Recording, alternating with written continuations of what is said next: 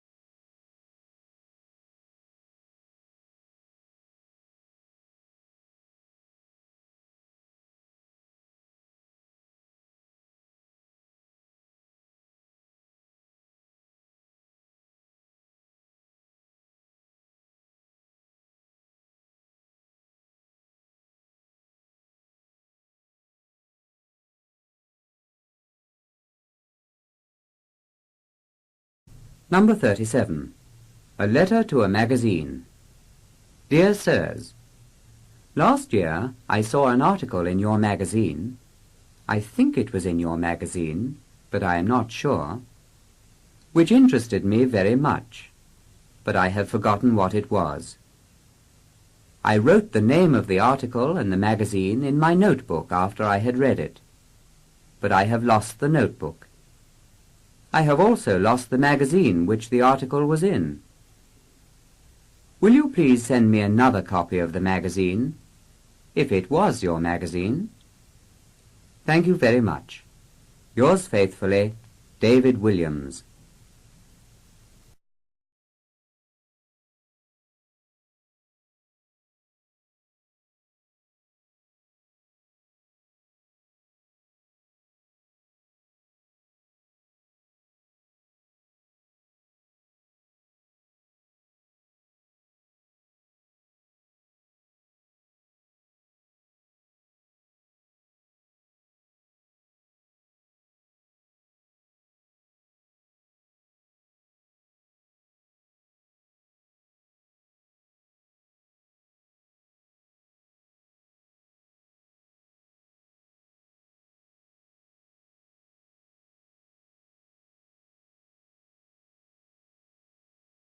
Number 38.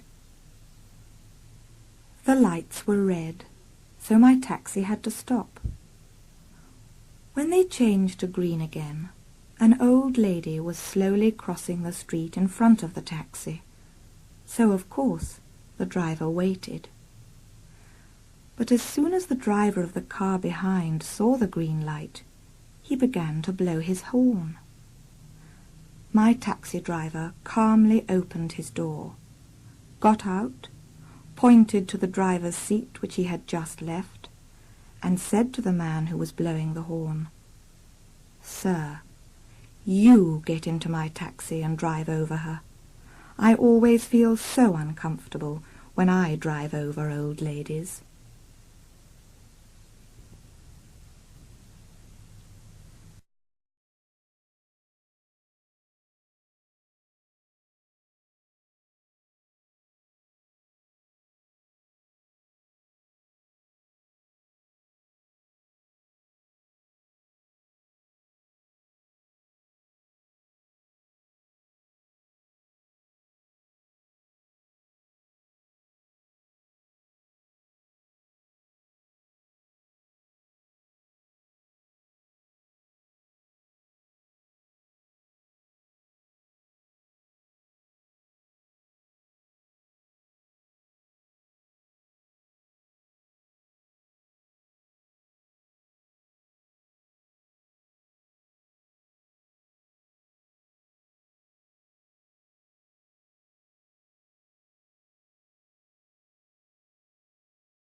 Number 39.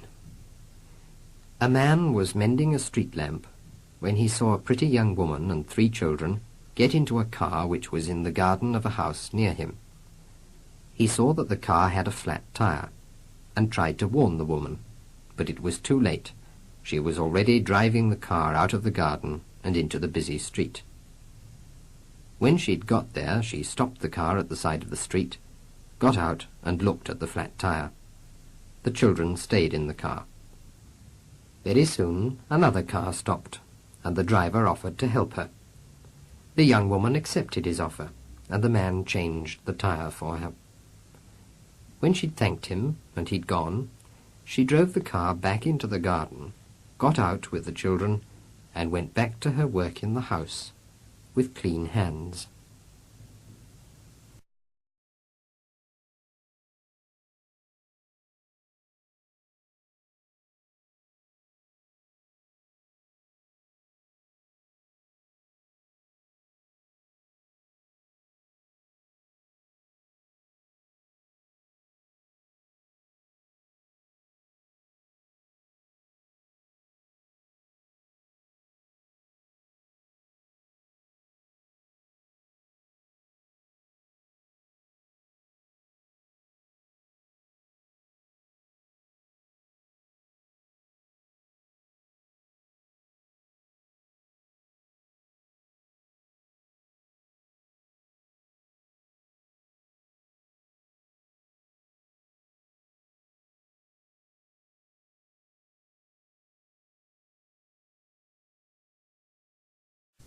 Number 40.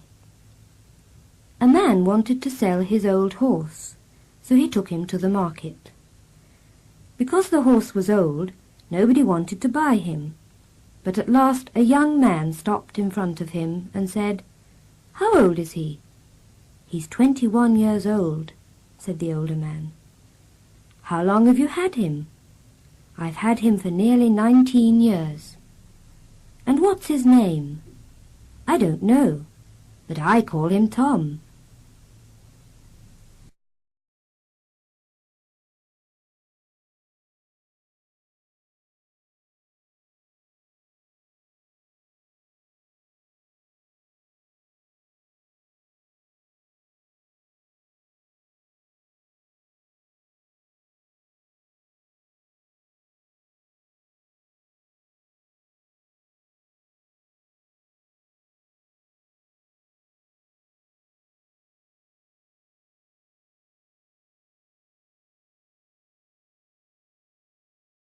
Number 41.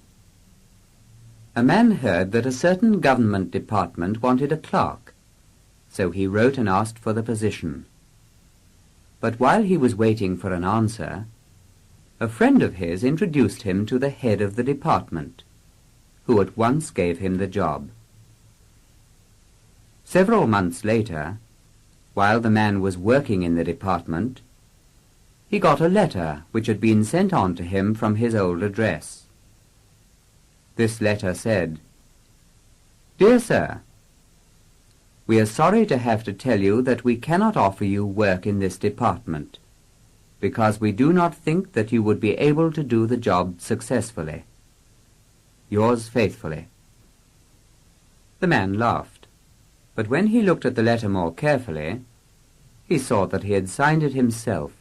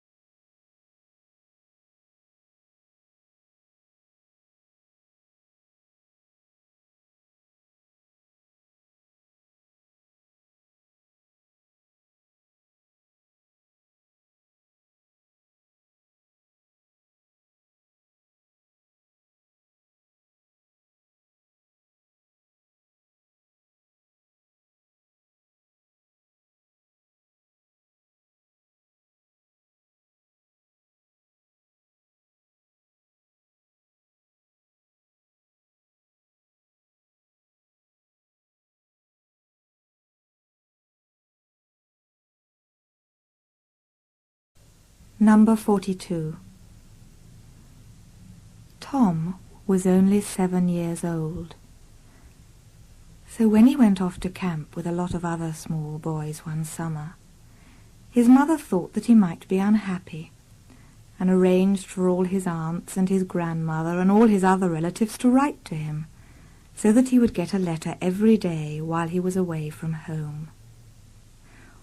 Well, of course, he didn't write to anybody while he was at the camp. A few days after he came back home, his mother saw him looking at some papers and asked him what they were. "Oh," he said, "they're the letters I got while I was at the camp. I didn't have time to look at them while I was there."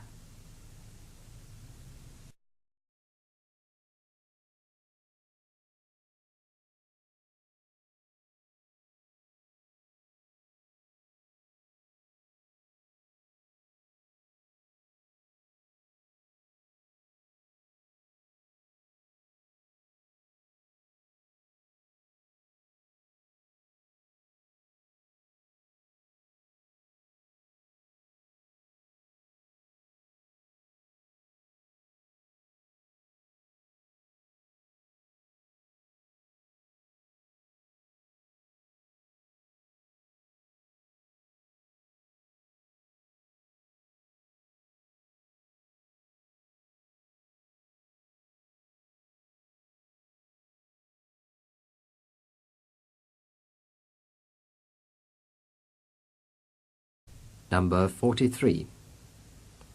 George had worked for the Bank of Ruritania for 10 years, and was still only a clerk. He wasn't satisfied with his position, and wanted to find something better. But he also didn't want to lose his position in the bank before he'd got another one. So he prepared a letter about himself, with the words, "Help! I am a prisoner of the Bank of Ruritania," in big letters across the top, and sent it to several big companies, asking them for a job. A few days later, one of these letters came into the hands of George's chief at the bank. Someone had given it to him at his club. The next morning, George's chief asked him to come into his room, and said, "George, I have some very good news for you. The Bank of Ruritania is setting you free."